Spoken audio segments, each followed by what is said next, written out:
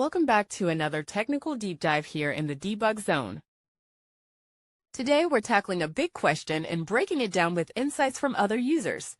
Hopefully this clears up some misconceptions and helps you get the answer you need. So buckle up, stay a little curious, and let's jump right in.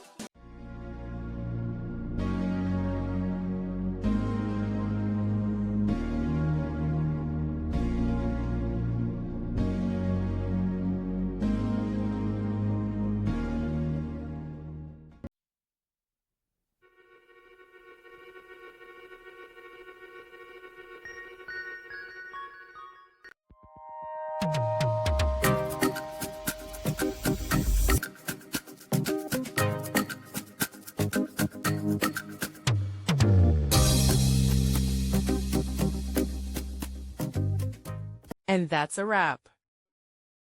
I hope you found the answer you were looking for. If you did, take a second to hit that subscribe button. It really helps out. And let me know in the comments which solution worked best for you. See you next time in the debug zone.